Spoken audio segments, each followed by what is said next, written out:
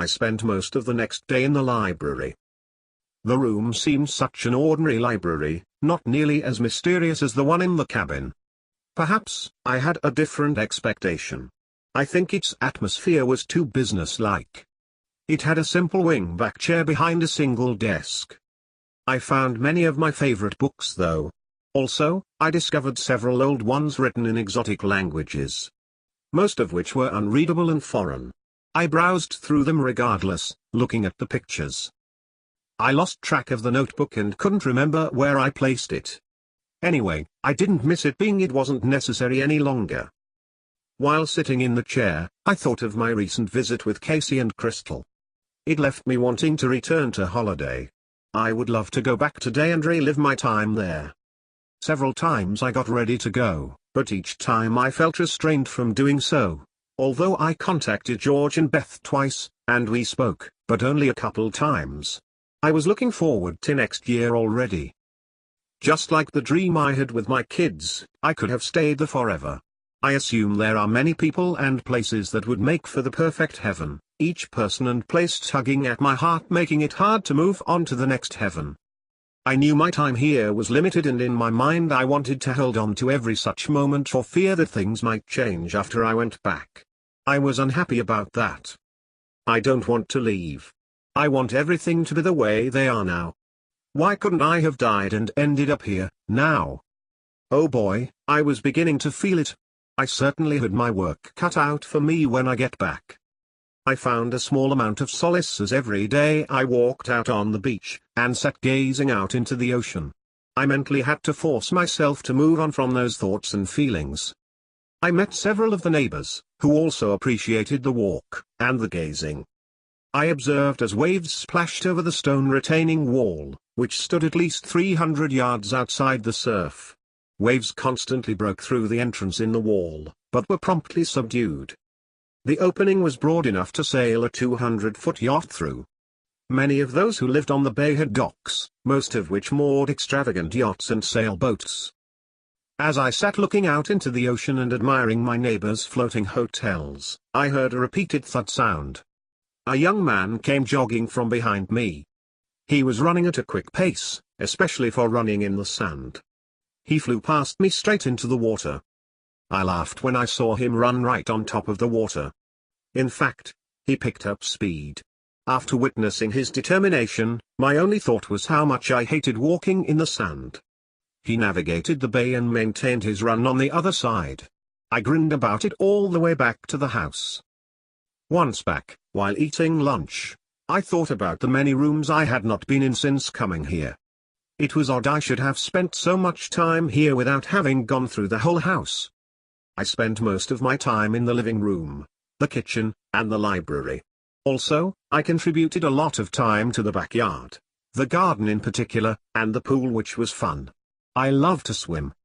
I spent a few nights in the outbuilding standing under the hot water with music loudly playing, dancing around Wuziuki. With that said, I confessed I had so many other things on my mind to distract me. First, I thought I would start with the door in the back of the library to see where it led. I hadn't paid too much attention to it. I was just too busy going through the books and other things, and I often found myself engrossed trying to find out anything about me. Well, that door opened to a long dark corridor. Now, I had to find out if it went anywhere interesting. As I entered, I could see dim yellow lights projecting out on either side. I didn't notice them when I first opened the door, as they barely lit the entrance. The corridor turned out to be a long tunnel which didn't appear to have an end. I must have walked downward for at least a mile until it leveled out. A short distance thereafter, I saw a bluish light up ahead. That tunnel turned into a unique hallway, a glass hallway, lined with display tables holding sculptures and other artwork. At the end was an underwater glass room. It looked like a big bubble with a flat bottom. Again, I thought to myself, how come I hadn't found this until now? Once inside the room, I remembered my daydreams of sitting in this underwater room, an epiphany. It was a wonderful room. Unbelievable, I said out loud. Right before me were thousands of fish, and an expansive, colorful coral reef stretching out in every direction. 2 overstuffed chairs sat in the middle of the room facing out into the ocean, and a cot was set up at the front just below the glass windows. A pod of dolphins was playing 20 feet off the end of the room. Darting bright yellow, blue, and green fish moved like a painter making long strokes with his paintbrush on a deep blue canvas. Even the sun looked like a Van Gogh painting, shining down through the water, distorted and sparkling. I spent the rest of the day peering out of my looking glass. I decided to spend the night, and it was definitely exciting. When I turned on a small lamp in the room, it drew several suspicious-looking fish up to the glass.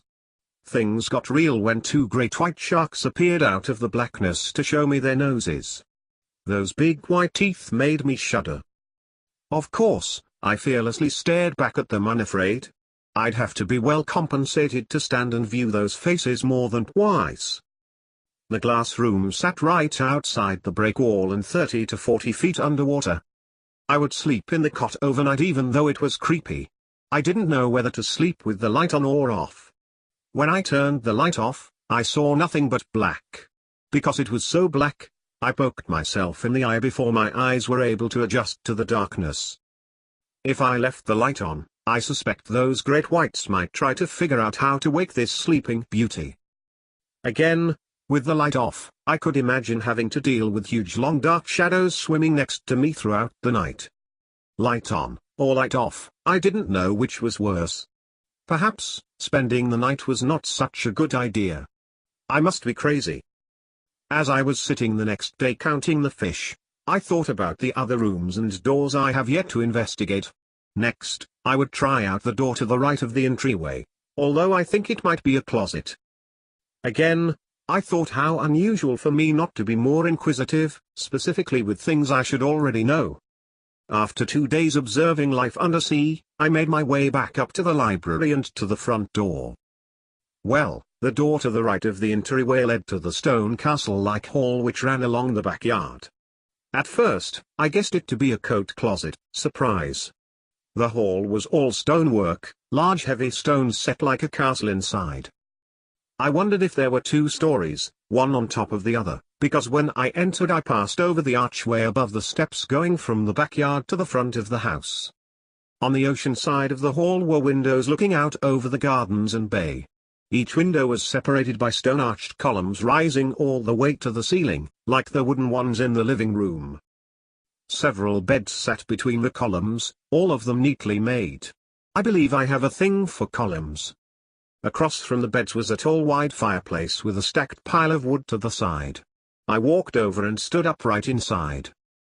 There was an old rocking chair next to the fireplace. It gave me a warm thought as I imagined sitting, relaxing next to the fire rocking in the old wooden rocking chair.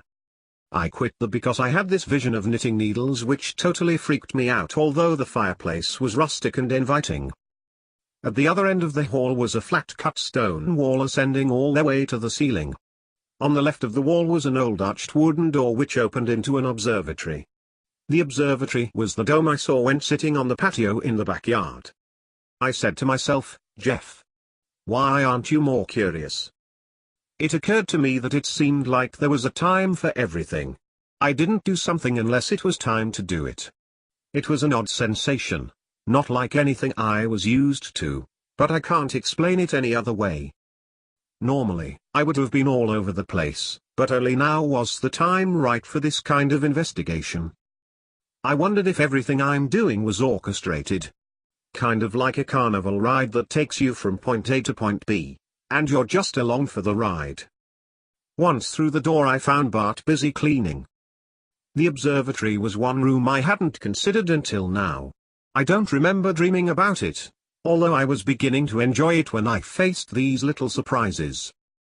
It was early evening, so I asked Bart to show me around and teach me how the room worked. Many types of instruments lined the outer wall, such as old-fashioned binoculars, microscopes, handheld telescopes, all made of gold, copper, brass, and silver. Maps or star charts encased in bronze frames hung on the walls. The room displayed so many exquisite antiques.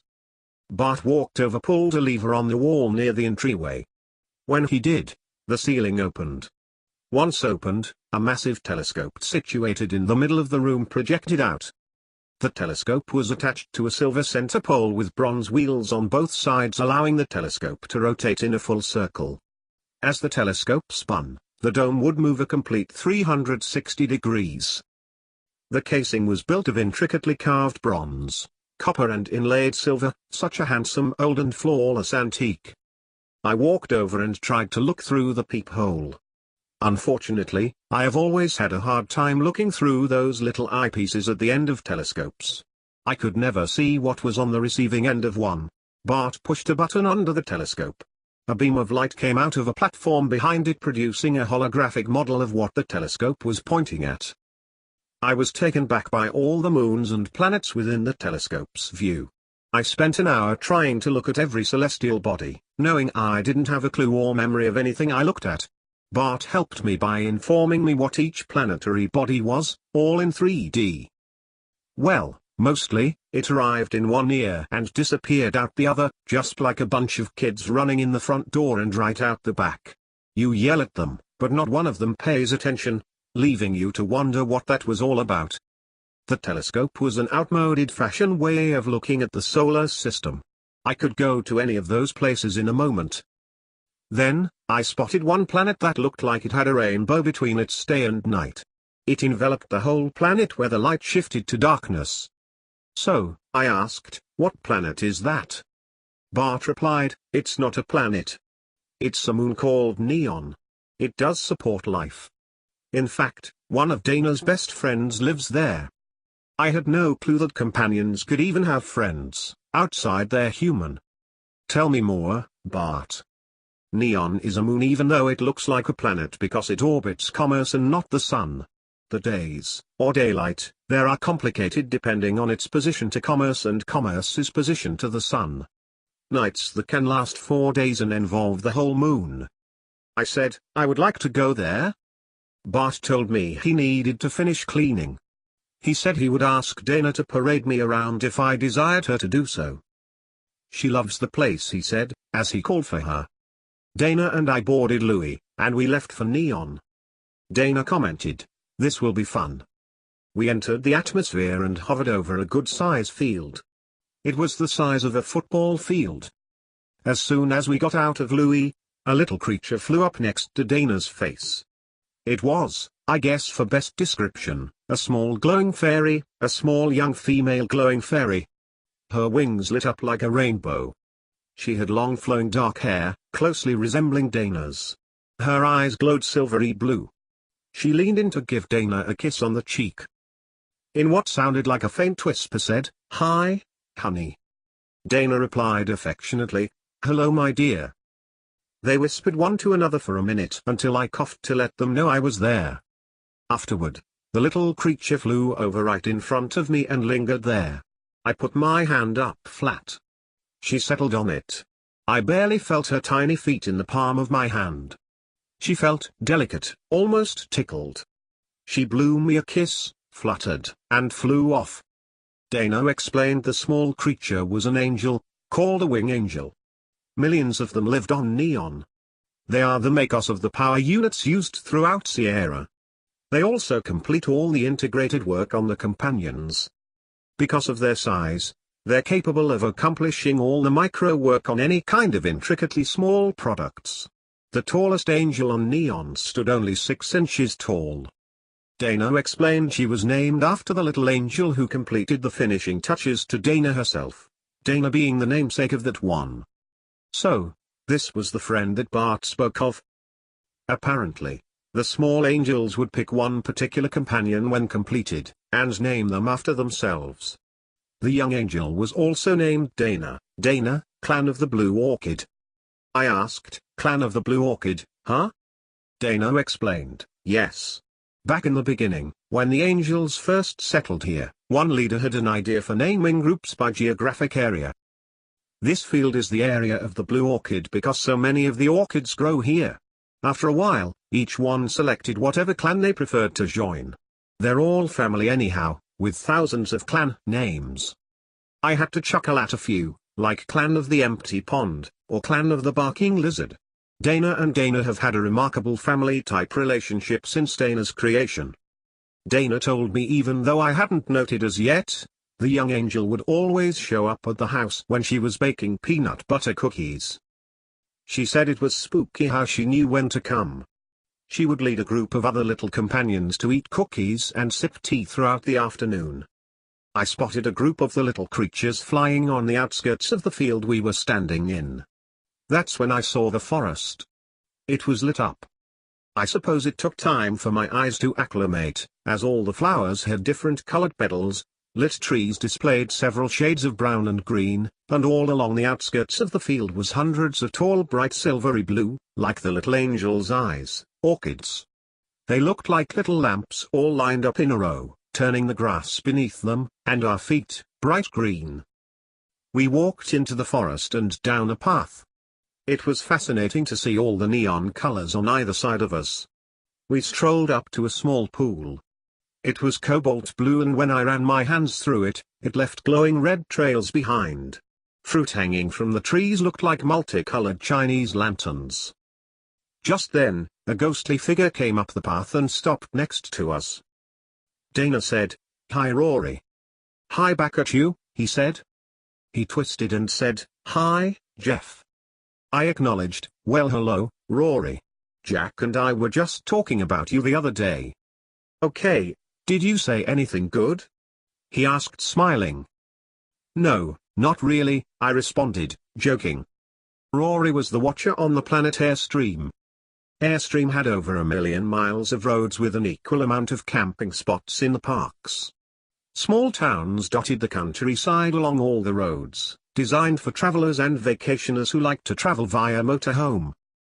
Memo to self, set up a naming department. It was one place in Sierra where one drove to get around. The most popular motorhome was the Airstream. Almost everyone in Sierra took a road trip or two on Airstream, in an Airstream. The most suitable vehicle to haul the trailers was the gray pickup. Gray pickups had no problem hauling those huge trailers around and yet could carry 8 passengers. The pickup was designed and built by the Stephen Gray Company. Stephen as a young kid was an exceptional mechanic, and car thief. He ran a successful chop shop in New York City until he got caught. He especially loved to steal 4-wheel drive pickups. He loved diesel pickups. When he was arrested, he had over $8 million worth of stolen parts in his shop. He slipped away to Ketchikan, Alaska, but was nabbed his first week there. While sitting in the county jail, he met a pastor, Bill White. Apparently, Bill White said something to him he never forgot. I don't know what it was, but 5 years later those words provoked him to call on God. He was sent to prison for 10 years and came out a new man. I may add that Stephen led many others in prison to the Lord. He died in an auto accident at 34 years old, and this is meaningful because I lived in Ketchikan for 10 years. I didn't know Stephen Gray, but Pastor White was a good friend of mine. I could never say enough about what a great man Pastor White was. Stephen wanted to continue being a mechanic, so he designs and builds the great trucks to tow the large trailers. Now, the person who created the Airstream lived somewhere in Sierra. I know little about him, but he was a famous guy too. Many people lived in the motorhomes permanently, wandering here and there like couples who had raised their families, and turned into empty nesters, if that's possible. Many who lived there, such as competitive surfers, found it helpful to live in the trailers while traveling around to various beaches. Airstream had thousands of excellent beaches for surfing. They even held annual competitions. It became a lifestyle for many people, for many diverse reasons. I call those surfers modern-day hippies. Over 1 million people settled there. I should point out the trailers were bigger on the inside. Did I mention that? Rory, who also lived there, was an odd person. He did not live in a house. He lived outdoors in the parks. When he slept in a hammock he packed around with him. Everyone would see him roaming around the parks and campgrounds, inspecting the gardens, caring for them. Often, he would be spotted out in the middle of the desert next to an oasis, living in an old Arabian tent. His tent was also bigger on the inside than on the outside. Honest. I suspect he was a botanist back on Earth. a homeless botanist back on Earth. He frequently came to Neon to get barrels of the water. It was the water that caused plants and animals to glow. He would take the water back to a park, and with an extraordinary artistic method, water the plants. At night, the plants he watered would glow in shapes and characters he created. People would come from all around to see his artwork. It was phenomenal how he could create such a light display. Often, he would be found on a park bench nearby telling tall tales to the children, keeping them engaged for hours. To this day, he has never occupied a home in Sierra. Rory finished loading his water onto a transportation vehicle, and stood there looking at us with a telling look, letting us know we were holding him from more meaningful tasks he had to do. Both of us said good evening to one another as we turned to walk away. Hardly a moment passed before he was off. Why the hurry? We walked around for a while. I tried to look at everything I could when Dana said she wanted to show me the rainbows before we headed home. We got back into Louis and headed west. We flew across the luminous ocean where it swirled several colors blending into one another. The shores were covered with light blue sand. Finally, we arrived at a point between light and darkness, a space several miles wide where the sky to the ground was thousands of rainbows, the same wall of rainbows I saw from the observatory. We came out on the other side into the sunlight. It all looked natural. It was such an unusual place, impressive. After returning home, I grabbed my pen and pad to write it all down. Then, I went to bed, dreaming of Neon and all I had experienced there. Dreaming of Neon and all I had experienced there. Dreaming of Neon and all I had experienced there.